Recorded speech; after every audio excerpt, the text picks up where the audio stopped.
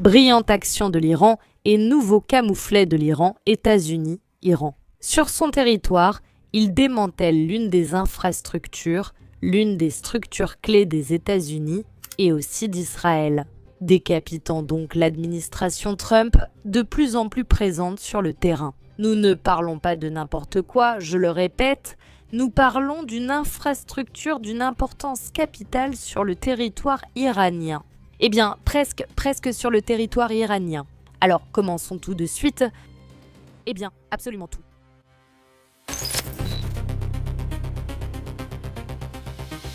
Nous commenterons aussi ce qui se passe en ce moment en Iran, où Donald Trump ne s'attendait clairement pas au dernier coup. Le dernier mouvement de la part des forces armées iraniennes qui touche maintenant sa cible, démantelant l'une des structures occidentales les plus importantes sur le terrain, mettant Donald Trump et les États-Unis en échec. En entrant plus dans les détails, des cellules terroristes des États-Unis et d'Israël ont été démantelées dans le sud-est de l'Iran. Le Bureau des relations publiques de l'état-major de Koch, des forces terrestres du corps des gardiens de la révolution islamique, annonce la réalisation d'une grande opération antiterroriste. Qui décapite aboutit à ce résultat de décapiter le régime de Netanyahou ainsi que Donald Trump.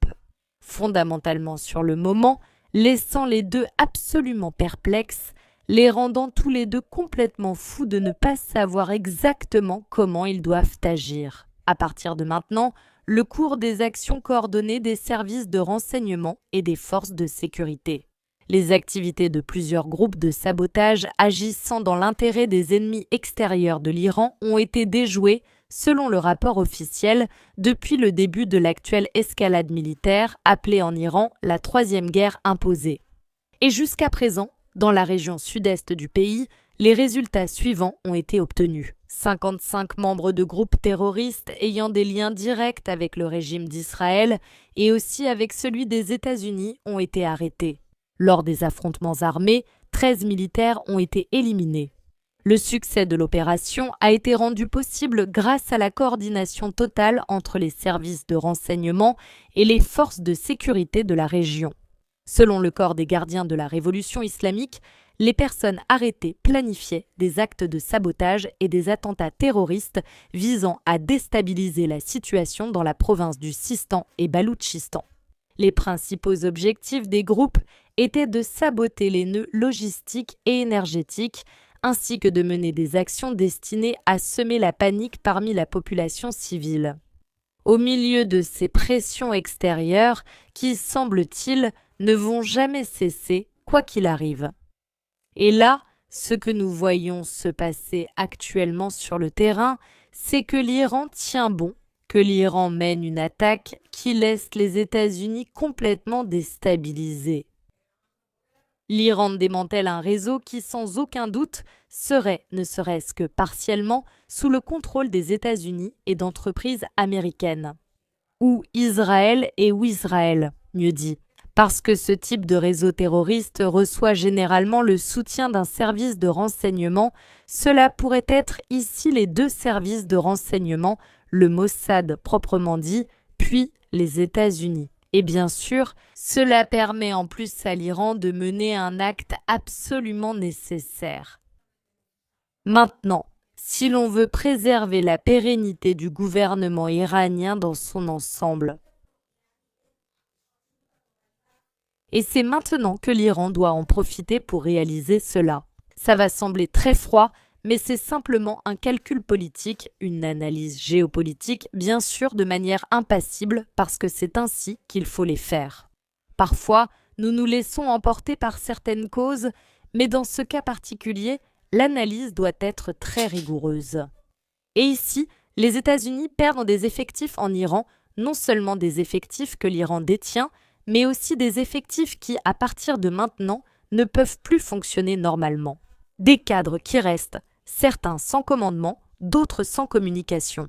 Donc cette opération d'Iran ne fait que commencer. Cette opération, c'est pourquoi, je disais, sur le territoire iranien, pas tant sur le territoire iranien, cela commence déjà à faire ses premiers pas et à avoir ses premières victimes. Sur le territoire irakien, par exemple, et dans la région où les Kurdes irakiens essaient effectivement d'opposer même une résistance minimale au gouvernement iranien, ce sont les États-Unis eux-mêmes qui donnent de plus en plus d'outils au terrible régime des ayatollahs, disent-ils, pour que ce régime des ayatollahs.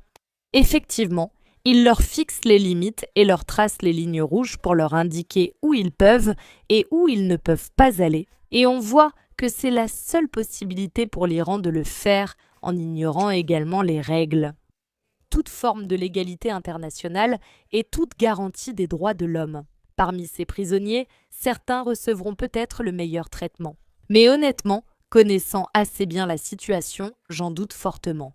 Et puis, il y a une autre question dans cette stratégie de l'Iran, absolument brillante, absolument bien calculée, je le répète, de manière stratégique.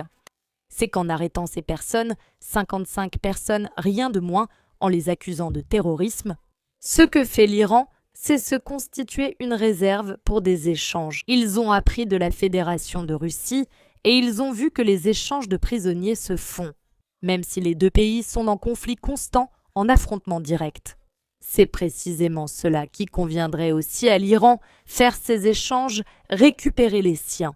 Et je ne vous parle même pas des échanges de prisonniers clés, c'est-à-dire ceux qu'on pourrait considérer comme des prisonniers politiques, ceux qu'on pourrait considérer bien sûr aussi comme des prisonniers militaires du renseignement militaire à proprement parler. Alors, quand l'Iran finit par arrêter ces personnes, quand l'Iran finit par affirmer que tout se passe comme prévu, et quand l'Iran parle non seulement d'élimination, mais, je le répète, d'arrestation, cela porte un message bien au-delà de ce conflit en particulier. Cela nous envoie en ce moment même un message très clair que l'Iran n'est pas le pays. Faible et sans défense qu'à un moment donné les États-Unis et compagnie, Israël principalement, s'étaient imaginé. Et il ne va pas se laisser tromper. Et puis, l'Iran conserve encore beaucoup de cartes sur le terrain et l'Iran garde donc encore une grande capacité d'attaque. Sans pour autant, dans tout cela, exiger trop de soutien de la part d'aucun des camps.